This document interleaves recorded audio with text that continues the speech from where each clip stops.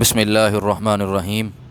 آج میں اللہ تعالیٰ کے ایک برگزیدہ ولی کامل حضرت خواجہ طاہر بندگی رحمۃ اللہ علیہ کے مزار پر انوار پہ حاضر ہوں، اور آج ہم آپ کے حالات زندگی کے اوپر روشنی ڈالیں گے، خراج عقیدت پیش فرمائیں گے۔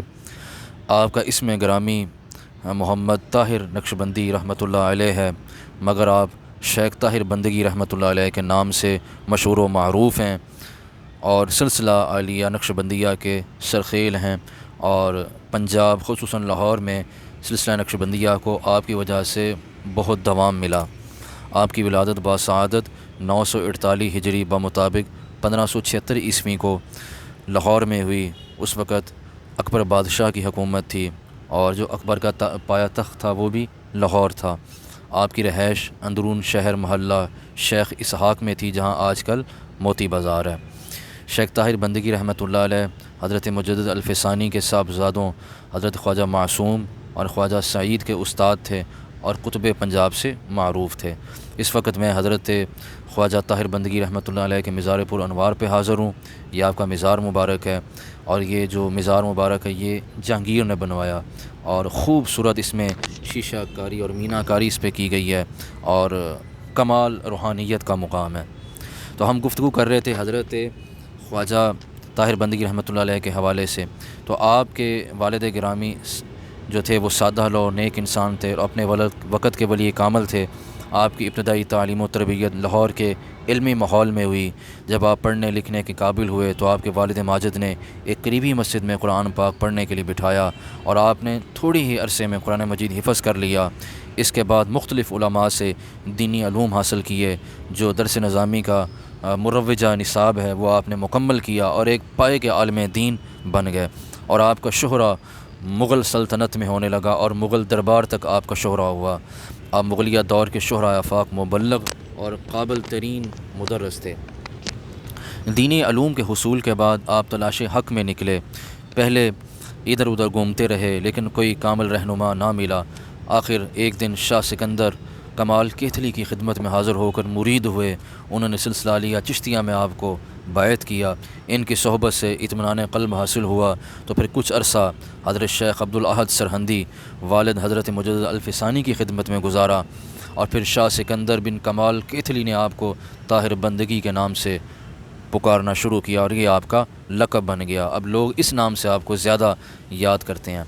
پھر اس کے بعد آپ حضرت مجدد الفسانی شیخ احمد سرہندی فاروقی رحمۃ اللہ علیہ کے حلقہ ارادت میں آئے، اور انہوں نے آپ کو سلسلہ عالیہ نقشبندیہ میں بیعت کیا اور خلافت بھی عطا کی، اور ان کی رہنمائی میں سلوک و معرفت کی اعلیٰ ترین منازل طے کیں، اور حضرت مجدد نے آپ کو خلافت سے بھی نوازا۔ اس کے بعد آپ نے سیر و سیاحت کی، جس میں آپ نے مختلف ممالک کا سفر کیا: سمرقند، بخارا، نیشا پور، تریمز، ایران، عراق۔ سینٹرل ایشیا میں آپ کی ملاقات حضرت بہاؤالدین نقشبند سے ہوئی۔ حضرت عیشا رحمۃ اللہ علیہ سے آپ کی ملاقات ہوئی۔ قطب پنجاب عالم ربانی شیخ کامل حضرت علامہ شیخ محمد طاہر بندگی لاہوری رحمۃ اللہ علیہ، آپ جامع عبادت و ریاضت اور علوم دینی و دنیاوی میں یکتا زمانہ تھے۔ اس وقت آپ کے پائے کا کوئی بھی عالم محدث مفسر نہ تھا۔ آپ تمام عمر کسی دولت مند کے پاس نہ گئے، اور نہ ان کو اپنے دربار میں حاضر ہونے کا موقع دیتے۔ حضرت شعب المعالی اور حضرت عیشا رحمۃ اللہ علیہ اکثر آپ کی خدمت میں حاضر ہوتے، اور انہوں نے بھی آپ سے اکتساب فیض کیا۔ ساری رات خدام کی تلقین اور عبادت الہی میں گزارتے۔ آپ بڑے صاحب کشف و کرامت بزرگ تھے۔ آپ اپنے دور میں لاہور کے علماء، صلحاء اور عوام میں آپ بے حد مقبول ہوئے۔ آپ کے علم و فضل کا اندازہ اس بات سے لگایا جا سکتا ہے کہ حضرت مجدد الفسانی کے صاحبزادگان حضرت شیخ معصوم اور شیخ احمد کی تعلیم و تربیت آپ کے سپرد ہوئی، اور اس طرح آپ کا شہرہ پورے چہار جانب ہو گیا۔ حضرت مجدد الفسانی نے آپ کو خلقہ خلافت سے بھی نوازا، اور اپنے بچوں کو آپ کی یعنی استاذی میں دیا۔ اس کے بعد آپ نے یہیں پہ رشد و ہدایت کا پیغام دیا، اور رشد و ہدایت کا پیغام دینے کے بعد آپ کچھ عرصہ دہلی بھی چلے گئے، جہاں اکبر کے دربار میں آپ رہے، اکبر کو سمجھایا، مگر وہ اپنی حرکات و سکنات سے باز نہ آیا۔ اور جب دین الہی یا دین اکبری جو اس نے جو نافذ کرنا شروع کیا اور بلکہ اس کو نافذ کر دیا، تو پھر حضرت مجد الفسانی کے ہراول دستہ میں آپ بھی شامل ہوئے۔ اس کے علاوہ حضرت خواجہ طاہر بندگی رحمۃ اللہ علیہ، حضرت عیشیٰ رحمۃ اللہ علیہ، حضرت شہاب المعالی رحمۃ اللہ علیہ، حضرت عبد الحکیم سیالکوٹی رحمۃ اللہ علیہ، اور حضرت شہاب المعالی رحمۃ اللہ علیہ اور دیگر یہ جو بزرگ تھے، یہ حضرت مجد الفسانی کی معیت میں، آپ کی امامت میں یہ دہلی آئے اور اکبر کو شکست دی، اور اکبر جو تھا وہ اپنے انجام کو پہنچا۔ اور اس کے بعد پھر جہانگیر جب تخت پر بیٹھا تو اس نے وہ تمام فیصلے ریورس کیے جو اس کے باپ نے غیر شرعی فیصلے کیے تھے۔